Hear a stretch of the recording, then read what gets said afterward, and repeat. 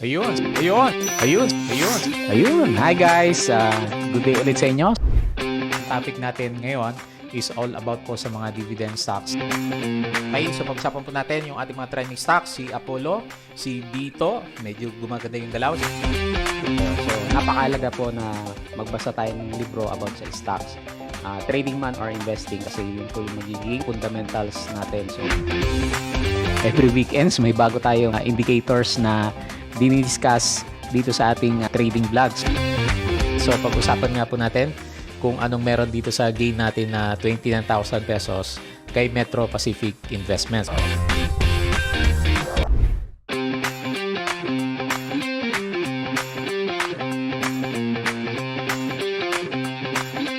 Ayun, so good evening sa inyo guys. Ngayon po ay Friday, May 7, 2021 at hindi pa rin maganda yung ating market. So makita mo, araw-araw puro pula si PSE market. Kaya siguro konting ingat muna sa mga trades natin sa ngayon. No? So last week, nag-stop na ako ng trading sa kanya kasi puro red nga po yung mga hawak natin sa ngayon, and then titrim na lang ako sa kanya. And then yung pinapakita ng market, parang meron pa eh. So hindi pa natin nakikita yung pinaka-bottom kasi yung closing natin, red naman siya, 6,258.71 month. Plus yung ating net foreign selling, nakita ko kanina, negative 600 million. So hindi pa rin po tapos yung paglabas ng ating mga foreigners naman. Kaya majority ng stocks natin, hindi po maganda yung galawan, pero medyo malapit na tayo sa oversold condition. So konting-konting tiis na lang para sa rebound na inaantay po natin dito sa ating PSEI market naman. Okay? So pag-usapan po natin yung ating mga trending stocks. So ang mga nanguna, si DFN natin. So usong-uso na ang ating online sabog sa kanya. Si ACEN, medyo nag-rebound siya na maganda yung galaw. Si Dito, wala pa rin. Si PHA, ganun din. Apollo, parang pabagsak. GMA7 natin, medyo nag-pullback siya. So, medyo maganda na kasi yung gain ng mga kasama natin, plus Friday. And then si Green, so gumaganda yung galawan po nitong si Green naman natin. And then, pag-usapan natin ng konti yung ating PSEI index naman. Ayan. So, yan na kaya yung bottom natin. So, tingnan natin.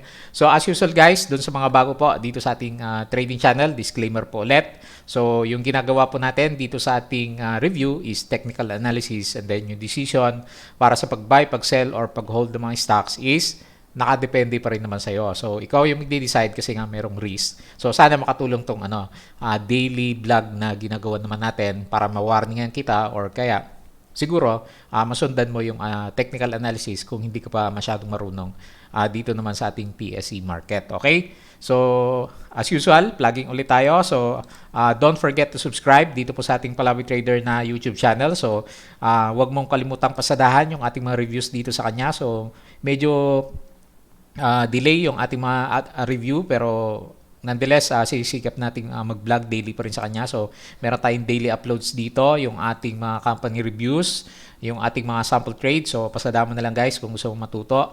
Yung ating basic technical indicator. So, yan lang naman yung ginagamit natin sa ating market. So, dito sa PSE or sa crypto natin sa kanya, yung ating fundamentals. So, kailangan po natin yan, especially during this time. Hindi natin alam kung kailan yung isang medyo malakas-lakas na bagsak ni PSE kasi nga palabas pa rin po yung ating mga foreigners. And then, huwag mong kalimutang i-follow yung ating crypto channel. So, sabihin natin, starting next week is magbablog na po tayo dito sa ating Palabi Trader na crypto channel naman. So, ang nagugustuhan ko lang dito sa ating crypto universe, medyo liquid po yung ating market sa kanya. So, anytime, kasi 24/7 yung stocks natin, or rather, cryptocurrency trading. So, kung depende sa oras mo sa pagtitrade, anytime pwede ka mag-trade ng ating cryptocurrency. And then, sabi ko sa inyo, liquidity is magandang-maganda dito sa ating cryptocurrency kasi marami po nagtitrade sa kanya globally naman. So, hindi kagaya niyan, si PSE medyo mahina, wala tayong magagawa. Pwede makasabay ka sa iba kagaya ng mga DFNN natin, pero unusual naman kasi gap up ka agad na malaki sa opening. Ayan. So, sundan mo na lang ako dito guys. And then, doon sa mga nag-i-start dito sa ating market, so merong information si To Trade Asia na binigay sa atin. So, si Mr. Chinkitan.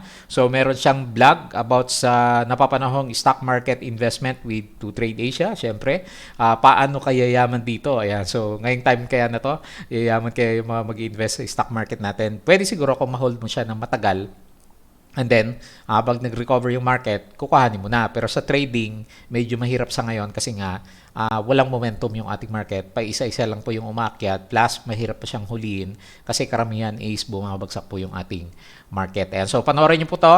Ito mismo yung pinaka-title niya. And then, ilagay ko na lang yung link dito sa ating video mamaya. Kung gusto yung panoorin. So ako papanoorin ko din siya para maintindihan natin kung ano yung gustong ipahayag ni 2Trade Asia dito sa ating pag-i-invest sa stock market naman natin. Okay? So wag mo din kalimutang i-follow yung ating social media. So tingin-tingin ka lang dito paminsan-minsan yung ating Facebook account. Ganun din po yung ating Facebook page naman sa kanya. Okay po. So tingin tayo sa ating mga news.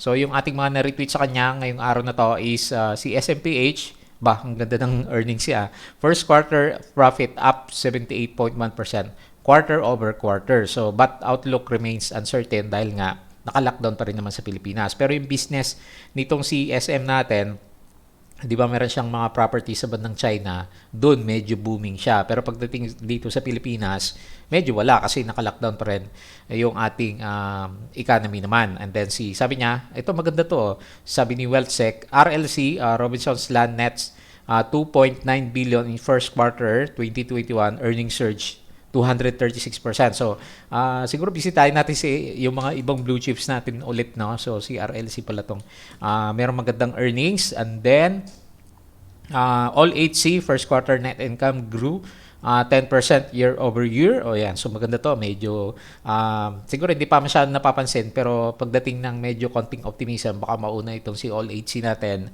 And then, M-Wide Unit GMR Cebu Airports executed an agreement with each lenders for the rebalancing of each debt servicing commitment. So, nagbabayad ng utang yata itong si Megawide naman natin. And then, galing ulit kay Megawide, airport business clears runway to recovery. And then ito yung medyo maganda yung galawan sa mga blue chips, yung humila sa atin ng konti. Si ICT terminal service, new 52-week high kasi nag-upsurge siya ng more than % for the day trading natin sa kanya. Metrobank iced 10 billion from 5.25-year bond. So, mangungutang din yata itong si Metrobank natin. So, si Atlas Mining attained 420 million net income. So, ito yung madalas kong sabihin na yung mga earnings na magaganda is nandito sa mining sector natin kasi continuous operations nila and then nagmamahal yung mga metal products natin. Kaya maganda yung kanilang mga earnings naman. So, si TEL naman, first quarter core net income up 9.1% year over year on higher data-related revenues in line with estimates. So, kumikita naman itong CPLDT natin. And then, ano pa ba yung mga nalagay natin kanina umaga? So, yun lang. Kahapon na itong mga ibang nandito sa baba. Ayan. So, balikan mo na lang po. Pasadama itong ating Twitter account para sa mga nare-retweet natin na news related po dito sa ating mga stocks naman sa kanya. Okay? And then, dito po sa ating Patreon. So, kung naghahanap ka ng community ng mga traders na kasama natin sa trading is bisitahin mo po itong ating Patreon account naman sa kanya. So, i-close na natin to over the weekends naman. So, kung gusto pang humabol is pwede pa. And then, sabi ko sa inyo, meron din tayong mga lectures separate dito sa mga community ng mga traders. So, tingnan mo na lang. So, baka po makatulong ako sa inyong trading journey, especially during this time na medyo mahina yung market. So, yung mga risk management, pwede natin ituro sa mga kasama natin na nag-aaral po dito sa ating stock market naman. Okay, so yun po yung ating mga plugging. So punta tayo dito sa ating broker na si 2Trade Asia natin. So makita mo nga dito sa ating index. So yung ating mga foreigners sa kanya is 44% lang and then 56%. So mga local pa rin yung nagpapagalaw po dito sa ating PSE market naman. So ito yung sinasabi ko sa inyo kanina. Meron tayong negative 637 million. So palabas pa rin po yung ating mga foreigners. Not so good, kaya nga nag-expect ako baka mag-retest tayo 6.2 or 6,100 level in the short term naman. So makita mo, yung si finances talagang diretso pababa. Itong si industrial, medyo binatak po siya ng closing. Si holdings, pabagsak. Property, pabagsak. And then si mining is siya din yung isa sa mga kumita for the day naman. Ayan. So si mining natin 1.45% and then si service 1.33%. So yun nga, ito kasi si ICT natin, lumaki po siya ng 5.37% for the day naman. Ayan. So si RLC natin, konti lang, no? Pero tingin natin maganda to kasi yung earnings po niya is maganda naman based doon sa review po ng ating isang broker naman sa kanya. Ayan. So overall, mahina po kasi yung turnover value natin sa kanya 4.3 billion lang. So medyo mahina po yan. Normally kasi mga 8 billion tayo pag medyo maganda po yung ating market naman sa kanya. So walang masyadong trading activity. Yung ating mga foreigners, palabas pa rin po ng palabas. So wala tayong masyadong expect na good catalyst dito sa ating market naman. So tingin tayo dito sa ating charting galing kay 2Trade Asia syempre. So yun nga, medyo alarming siya kasi nagre-retest siya ulit dito sa isang low natin, 6,233 yung isang akala natin reversal na, no? Medyo start ng reversal pero hindi nga siya convincing kasi nga maraming foreign na lumalabas po sa atin. Ayan. So malapit na ulit tayo sa oversold condition. Puro oversold na karamihan ng ating stock. So anyway, in the short term, kung sakaling pumatak na siya sa oversold condition, meron tayong ini-expect na rebound naman dito sa ating PSE market. Yun nga lang, mukhang magkakaroon tayo ng retest dito sa, siguro tatanggalin ko na to, no? Or rather, yan yung pinaka-resistance natin, 6,377, and then yung next support level po natin is 6,200 or 6,100 na nga po sa kanya. So tingnan mo, no, ilang buwan. So 5 months na ba na downtrend po yung ating market. So ganyan po sa PSE market, hindi po masyadong or rather mahirap siya sa ngayon kasi nga pabagsak po yung ating mga stocks. Wala talagang kitaan dito. So either minamanage mo lang yung risk mo, yung mga malalaki na losses mo is nababawasan mo lang, pero bihira kang kumita sa ngayon kasi nga pabagsak po yung ating market. So overall yan. Kaya nga madalas natin reviewin yung ating PSE index. Kaya nga sabi sa inyo guys, pag nagkaroon na tayo ng mga breakout, siguro pag yung mga candles natin nasa ibabaw ulit ng ating MA9 sa kanya, good catalyst na ulit yon para magbalikan siguro yung ating mga investors. Technical lang naman. Pero ang inaantay po kasi talaga natin is yung ating lockdown situation naman sa kanya. Plus ngayon, medyo maingay yung usapan sa West Philippine Sea. Risk averted yung ating mga foreigners. Konting bad news lang, lumalabas po ulit sila dito sa ating market naman. So ngayon, merong mga pakonsuelo ng good news itong si CNN. Napapansin ko, pangalawang araw na naglalabas siya ng mga good news. So ang sabi niya, PH economic slump to soften in Q1 according sa mga polls. So, as compared naman dun sa last quarter down natin, so siguro kasi nga medyo open tayo during this time, naka-GCQ tayo, di ba? Pero pagdating naman ng Q2, hindi na siya maganda kasi nga naka-MECQ tayo. So anyway, yun yung gustong papuntahan ng news nitong si CNN natin. So sabi niya, meron siyang forecast na range na negative 4.5% to 2% GDP natin. Hopefully, yan yung reversal na inaantay nating market kapag nag-announce na kasi January to March yung data na yan as compared last year naman na nag-drop tayo ng negative 8.3% in the last quarter of 2020. Ayan. So sana makatulong sa sentiment ng ating market. Pero hanggat umaalis po yung ating mga foreigners, medyo mahina po talaga at hindi maganda masyado yung ating mga trading performance naman dito sa ating PSE market. Okay? So yung ating COVID cases kahapon sa ito nga 6,617, hindi ko napansin kung ilan yung ngayon. Wala tayong masyadong na-retweet sa kanya. Pero at least medyo visible downtrend siya, 'di ba? So yun nga lang siguro mas maganda pag nakita natin below 5,000 level yung daily cases naman natin sa kanya. So nakakatulong yung lockdown.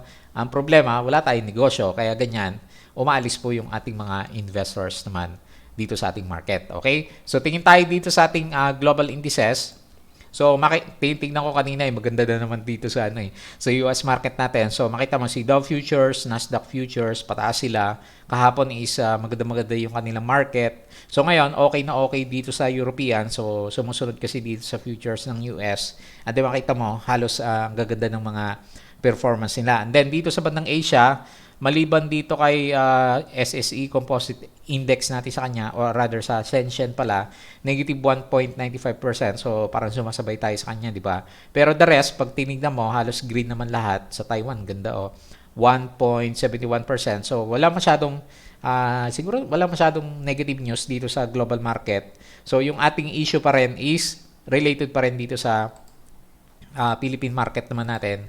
Kasi nga, ayaw puntahan ng ating mga foreigners. Rather, umalis sila during this time naman. Kasi siguro malapit na rin.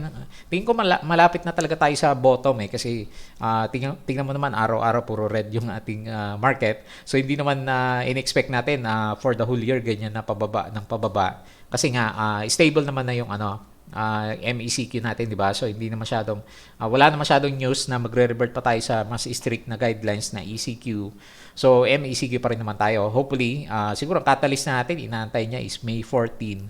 Magkakaroon ulit ng classification ng community quarantine sa NCR Plus. Bubble naman natin sa kanya. Okay. Pero dahil ganun pa rin, so expect, wala mo na masyadong good news dito sa ating mga stocks maliban doon sa paisa-isa na pinipitik ng ating mga traders naman dito sa ating PSE market. Okay po. So, yun po yung ating overall assessment dito sa ating market. So, umpisahan natin itong si DFNN kasi medyo pumitik nga po siya. Ayan. So, ang ganda ng opening nitong si DFNN natin. Sukatin natin siya.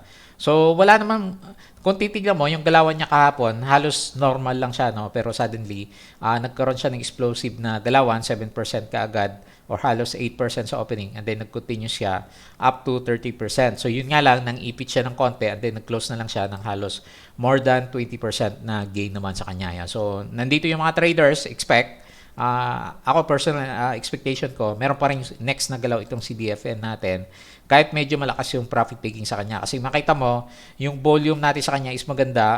Kahapon pala meron ng mga bumidegos tapos binomba itong CDFN natin. So ang pinaka support level natin dito sa MA100 4.69 o 4.7.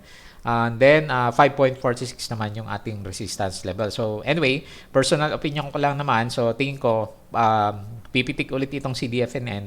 Especially kung wala namang ibang stocks dyan na medyo merong magandang news naman sa kanya. So, tingin tayo dito sa kanyang stock information.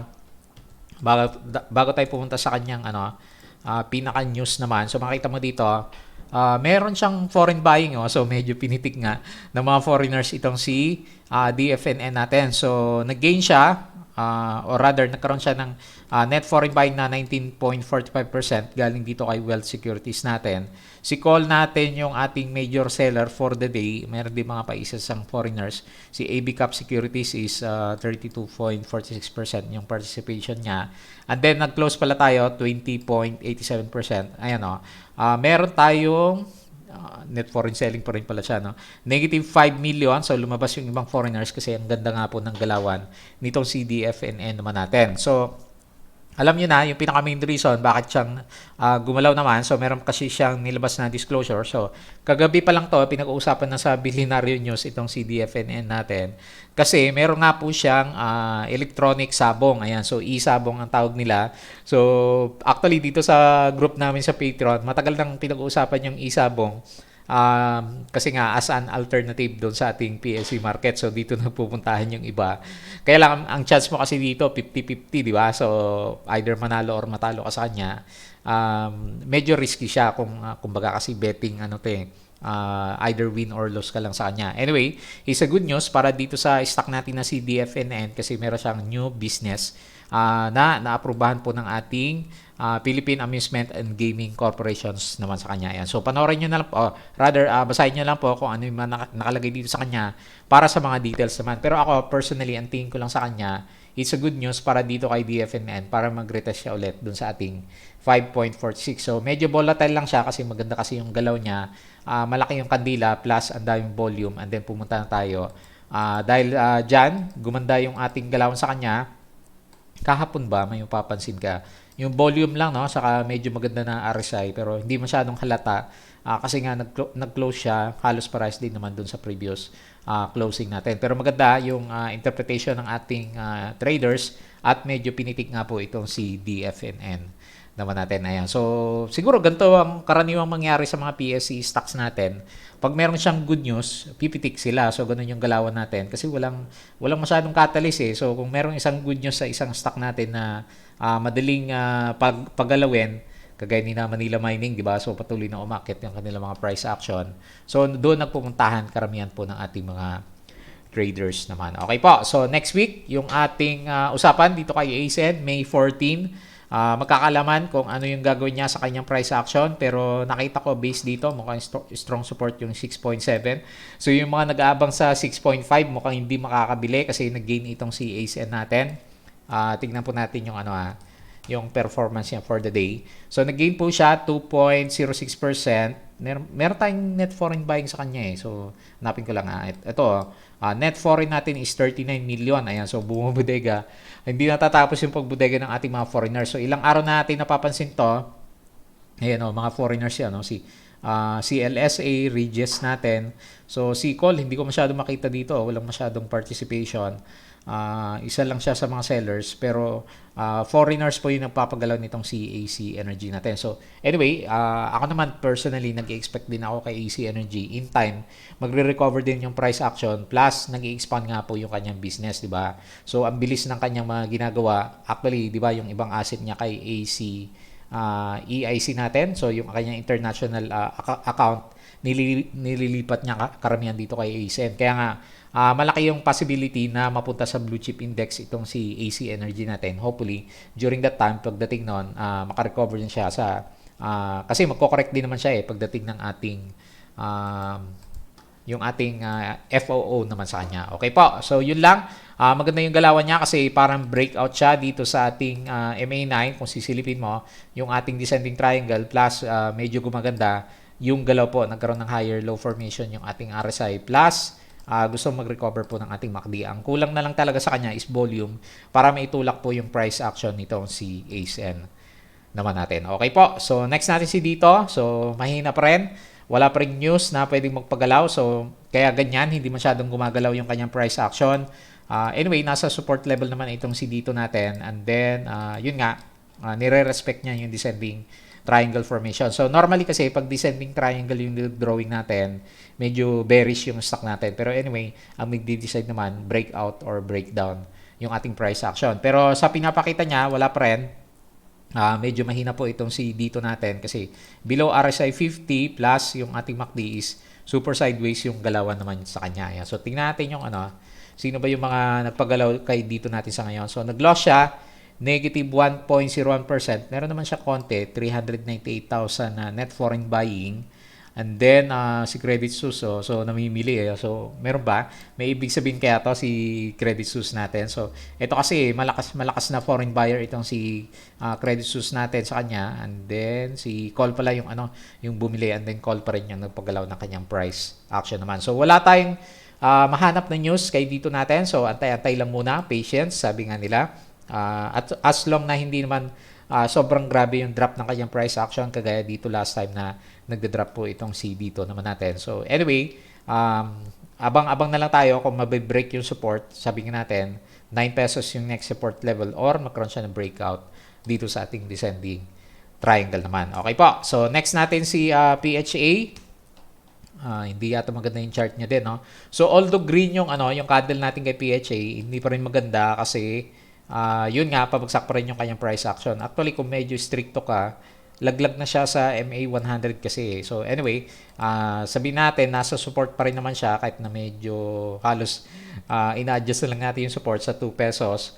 Pero hindi maganda yung price action nitong si PHA naman natin. Ayan, so expect, actually, in-expect ko baka meron nga din siyang pupuntahan na oversold condition. Kasi makita mo dito guys, wala na yung volume natin as compared last time na umaakyat yung price action nitong CPHA natin. Alalaki ng mga volume. Pero ngayon, biglang nag-dry na. So, hirap na hirap itong CPHA naman natin. So, pabagsak din yung ating MACD. So, sunod-sunod, may breakdown sa price action, descending triangle. So, nandiyan lahat ng warning signs natin kay PHA naman natin. So, tingnan natin yung kanyang information. So, ang merong buyer, si Eastern, parang foreigners din pala to. Maliit lang naman, nag-loss siya, negative 0.495%. Meron ba tayong net foreign? 1.55 million. Ayan, so, meron konting foreigners, no? So, nagulat din ako, meron dito si Eastern. Pero ang major players pa rin natin, si CUL Financial naman sa kanya. Anyway, ako lang personally, nakita ko sa kanya, hindi maganda. Kasi nagbe-breakdown yung yung ating mga candles naman sa kanya. So, pababa ng pababa yung nilalagay natin na support level. So, pinaka-psychological siguro niyan, 2 pesos. After niyan, medyo yung pinangingilagan natin last time, meron kasi malaking gap dito si PHA naman natin. Okay po. So, yun po yung nakita natin sa kanya. Wala din tayo makitang news kay Mr. Marvin. So, APL. So, not so good. Ganun din. Breakdown din ng support itong si APL. So, daming stocks na wala talaga sa momentum. Anyway, ilagay ko na lang dyan yung support, 0.19. Pero dapat 0.2 kung medyo stricto ka. Kasi breakdown na yan ng price action. So, meron naman mga candles yan. So, tingnan natin. Currently, nasa 0.19 na support level itong si APL. So, papunta na rin po siya sa oversold condition. So tingin natin mag-oversold itong si APL. So expect meron pang mga next na drop ng ating price action. So meron nag-comment sa YouTube natin kahapon. So sabi, nawala na yung pangako nitong si APL daw. Napako daw siya at hindi makawala sa ngayon. So anyway, halos lahat naman ng stocks natin, ganyan po yung nangyari sa ngayon, pabagsak ng pabagsak. Nag-aantay lang talaga tayo ng reversal. Pero parang medyo matagal pa, no? So malalaman siguro natin May 14. So Friday, di ba? Makita natin kung anong announcement ni President Duterte kung diretso pa rin tayo sa pagkakaroon po ng ating ECQ naman. So next natin itong si GMA7. So medyo profit taking muna. Sino ba yung napagalaw nitong si GMA7? Hindi ko na nasilip si Kaya silipin natin si Apollo. So ang ating pinaka buyer is si Call, seller is Call din. At then wala masyadong foreigner sa kanya, negative 1.05%. Okay? So next natin si GMA7. Tingnan natin nag-profit taking, negative 2.73%. Wala siyang foreign buying sa selling, no? So, mga locals lang talaga. So, si Call, 49.46%. So, majority is si Well Financial, yung ating pinaka-buyer sa seller naman sa kanya. So, ganun pa rin naman yung tingin ko sa kanya. Long-term wise, maganda itong si GMA kasi okay po yung kanya mga earnings. So, sa ngayon, ang tingin ko sa kanya is profit taking kasi nag-close the gap na siya. So, laki na ang kita ng mga kasama natin sa kanya, di ba? Pero parang meron siyang continuation kasi tingnan mo yung volume. For the last 3 days, malalaki yan din ngayon. Nag-drop siya. Hindi naman ganun kalaki. So, tingnan natin kung meron pang rebound itong si GMA7. Pero sabi ko nga, laki na ng kinita ng mga kasama natin na nagkaroon ng dividendo. Plus, nag-recover po yung kanyang price action naman. Ayan. So, resistance natin, kasi medyo hindi siya nakalampas sa ngayon dito sa 8.76. And then yung support mo is yung ating trend lines na green naman, or pwede dito sa ating MA20 level naman. Okay po, so wala tayong foreigner buyers dito kay GMA7 naman natin. And then lastly, medyo maganda yung chart ni Green, kaya ito yung pinili natin dito sa ating trending stock. So meron siyang breakout and then kahit papano may volume po itong si Green natin. So hindi masyadong obvious, pero kung medyo sanay ka nang tumingin sa kanyang RSI, medyo maganda po yung ginagalaw ni Green natin. So meron kanyang news ito kasi patuloy na pinupush yung price action nitong si Green naman natin. So yung next resistance, support natin yan guys 3.9. And then yung pinaka resistance natin sa kanya, meron siyang gap dito kung medyo maganda yung galaw nitong si Green naman natin. Kung pumunta na siya dito sa around 70, so halos nandito na yung kanyang price action sa mga 4.4 peso level naman natin. Okay po. So, tingin tayo sa kanyang information. So, si Belson, no? Sino ba itong si Belson natin? So, local din naman to. Maybank, Belson, wala siya masyadong foreigner. Ang seller natin, ito si Wellcheck ko. So, medyo nagbibenta siya. 99% is foreign volume siya. And then, pinaka-seller pa rin natin si Call pala, no? So, nag-gain po itong si Green natin, 2.85%. And then, yan. So, ito yung 99.91% lumabas yung ating foreigners. Negative 4.71 million naman. Okay? So, yun po yung ating mga reviews. Balik tayo sa ating chart dito kay PSEI. So, not so good pa rin guys. At expect mo na, meron tayo retest sa 6,200 level. Kasi papunta na rin naman sa oversold condition. So, expect, yung mga hawak mo kung meron ka is medyo meron pa rin tayo mga testing sa kanyang pagbagsak. Hopefully, ang pinaka-bottom natin is 6,200 level kasi medyo bargain na si PSEI natin pagdating dyan sa 6,200 level. Kasi parang bumalik tayo sa yung napaka-strict na lockdown, pero hindi naman na, di ba? Kasi ang naka-MECQ lang naman si NCR plus bubble, di ba? So, although nandun majority ng business, pero pag tumingin ka dito sa bandang labas ng ating NCR plus bubble, puro GCQ tayo sa MGCQ. So, hindi pa masyado napapansin ng ating mga foreigners. So, nakatuon kasi sila doon sa ating usap-usapan sa West Philippine Sea sa ngayon.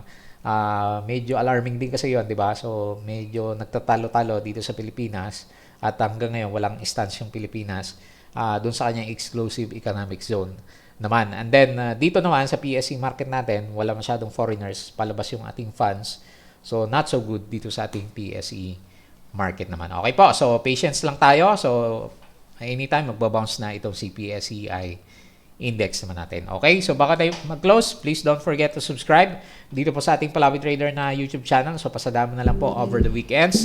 And then follow mo ko guys dito sa ating crypto channel. So wala pa masyadong vlog pero next week start na po tayo sa kanya. And then yung kay Chinkitan, so panoorin natin to. After ng vlog ko is panoorin ko to paano daw yumaman sa stock market. Baka meron tayong technique na makuha dito sa kanya. So instead na trader ka, kailan ba long term, di ba? So depende sa yan. And then follow mo ako dito sa ating Twitter account, sa ating mga Facebook account naman. Follow mo lang ako sa aking Palawi Trader na Facebook account, Facebook page. And then yung ating Patreon account is i-close na natin siya by Sunday. So kung gusto mo pang humabol, may open pang slots. And then mag-aral na lang muna tayo over the weekends naman. Okay po. So yun lang. Maraming salamat sa inyong panonood at pakikinig. Happy weekends po sa inyong lahat.